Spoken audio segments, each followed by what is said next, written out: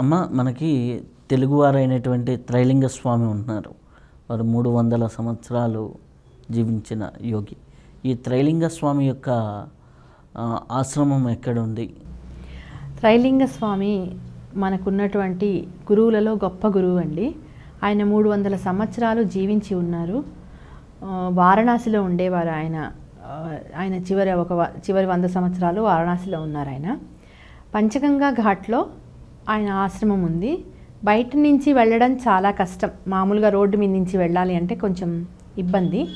మనము పంచగంగా ఘాట్లో దిగి పైకి వెళ్ళిన తర్వాత ఎదురుకుండానే మనకి ఆయన ఆశ్రమం కనబడుతూ ఉంటుంది.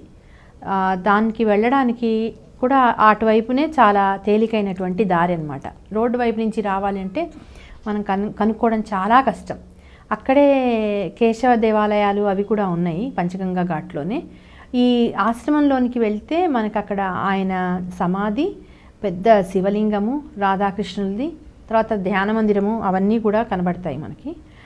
అయితే ఆయన సమాధి అంటే ఆయనని సమాధి చేయడానికి తీసుకొని వెళ్తూ ఉంటే ఆయన శవం మాయమైపోయి పూలు దొరికాయని చెప్తారు కదా. ఆ పూలనే తీసుకొని వచ్చి వాళ్ళు సమాధిలా కట్టి అక్కడ ఆయన ఆశ్రమంలో పూజ చేస్తూ ఉంటారు. అది క్షేత్రాలలో తప్పక దర్శించుకోవాల్సిన అటువంటి ఆశ్రమాలలో త్రైలింగ స్వామి ఆశ్రమము ఒకటి తప్పక దర్శించుకోవాల్సింది. గురువులలో కూడా ఆయన ఎంతో గొప్ప గురువు.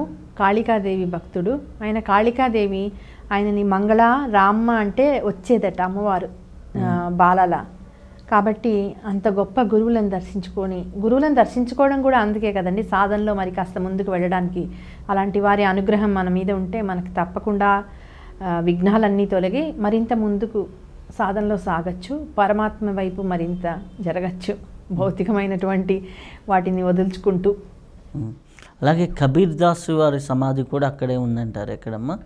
కబీర్ దాస్ గారి సమాధి వారణాసి లోపల ఉందండి, ఘాట్స్ దగ్గర కాదు. దీనికి మనము ఇది సెంటర్లో ఉంది. కబీర్ ఆశ్రమం అని అడిగితే సమాధి అంటే చెప్తారు, తీసుకెళ్తారు. చాలామందికి తెలుసు అది. అక్కడ కబీర్ సమాధితో పాటు ఆయన చేసినటువంటి పనులు, ఆయన రాసినటువంటి దోహాలకి తాలూకు రాసి పెట్టి గోడల నిండా పెట్టారు. అక్కడ అన్నదానము అది కూడా జరుగుతూ ఉంటుంది.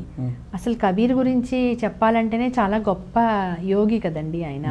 భక్తి ఉద్యమం అప్పుడు ఆయన దోహాలు అంటే చాలా అప్పుడు భక్తి ఉద్యమంలో చాలా ఫేమస్ అయ్యాయి. ఆయన గురించి ఒక చిన్న కథ చెప్తారు. ఆయన ఎక్కడ పుట్టాడో ఎవరికి పుట్టాడో తెలియదు.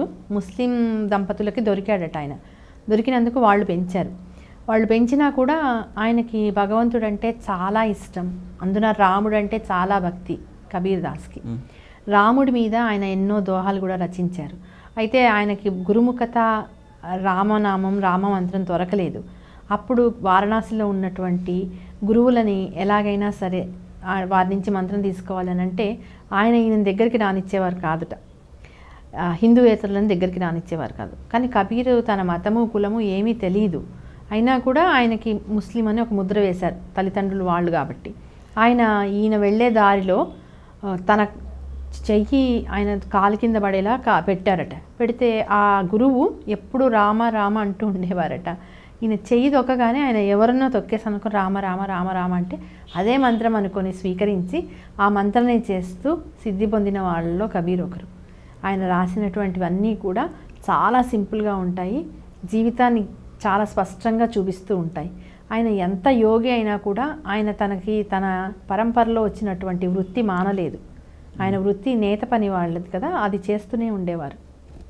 చాలా మంచివి, చాలా జీవితాన్ని చాలా స్పష్టంగా చూపించేవి ఉంటాయండి కబీర్ దోహాలన్నీ కూడా. అలాగే ఇంకొక గురువుల్లో తులసీదాస్ వారు హనుమాన్ చాలీసా ఇవన్నీ కూడా రచించినది వారు ఆశ్రమం ఎక్కడ ఉంటుందమ్మా? తులసీదాసుది తులసి ఘాట్ అని ఉందండి. తులసీదాస్ ఘాట్ అని ఉంది. అక్కడే ఆయన ఆశ్రమం కూడా గంగకు ఆనుకొనే ఉంటుంది. పురాతనమైనటువంటిది, అద్భుతమైనటువంటి, చాలా అంటే చాలా ప్రశాంతమైనటువంటి ఆశ్రమాలలో తులసీదాస్ ఆశ్రమం కూడా ఒకటి. తులసీదాస్ ఆశ్రమం ఒకటి ఉంది. మళ్ళీ రామాలయం ఏమో లోపల వారణాసి లోపల ఉంది, టౌన్ లోపల. ఈ ఆశ్రమం మాత్రం గంగ మీదికే ఉంటుంది. అది ఒక పాత కట్టడము, ఆ భవనము, ఆర్చ్లు అవన్నీ కూడా గంగ మీదకి వంగి ఉంటాయి. చాలా చక్కటి ప్రశాంతమైన ప్రదేశము.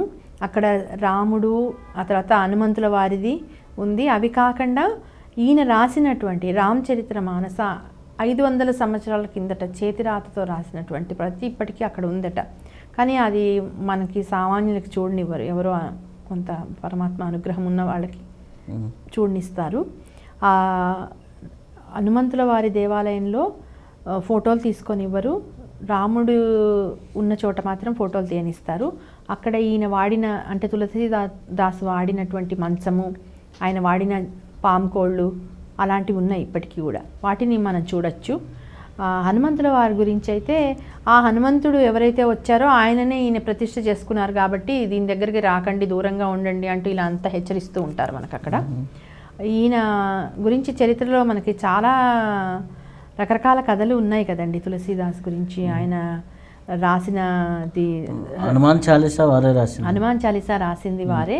అసలు రామచరితమానస రాయడానికి ముందర ఆయన రాముడి దర్శనం కోసం తపించిపోతే హనుమంతుల వారు వస్తారు రాముడు అని అన్నప్పుడు ఏ రకంగా వచ్చినా గుర్తుపట్టలేకపోవడము, రాజకుమారుల్లాగా వస్తే రాజకుమారులు అని అనుకొని వదిలేస్తే వాళ్లే రామలక్ష్మణులు అని చెప్పడం, ఆ తర్వాత మళ్ళీ నాకు రాముడిని దర్శనం చేయాల్సిందే నేను అని మొండికేస్తే ఆయనని వచ్చి చందనం పెట్టి వెళ్ళారట రాముడు. చందనం పెట్టి వెళ్ళింది ఎవరు? రాముడే అని తర్వాత హనుమంతుల వారు చెప్పారట. ఇలా కాదు, నాకు రాముడు కావాల్సిందే, నేను రాముడిని చూడవలసిందే అంటూ ఆయన ఒక దీక్ష తీసుకొని తపస్సు చేస్తే రాముడు లక్ష్మణుడితో కలిసి వచ్చి తర్వాత దర్శనం ఇచ్చారని మనకి తులసీదాస్ చరిత్రలో తెలుస్తుంది చదివితే. మనకి అసలు భారతదేశంలో మనం ఎంత గొప్ప గొప్ప యోగులు ఉన్నారండి. మనకి ఇవన్నీ మిగతా బయట నుంచి ఏదన్నా చెప్తే అవన్నీ కథలు అంటారు. కథలు కాదు, నిజాలు అని నిదర్శించడానికే మనకి వీళ్ళందరూ ఉన్నారేమో అనిపిస్తుంది. వీళ్ళు మరీ ఎప్పుడో పూర్వకాలం వాళ్ళు కాదు కదా, మనకంటే 2-3 జనరేషన్స్ ముందు వాళ్ళే. దాన్ని బట్టి అంటే వాళ్ళకి కనిపించిన పరమాత్మ మనకెందుకు కనిపించడు మనం సరిగ్గా పిలిస్తే?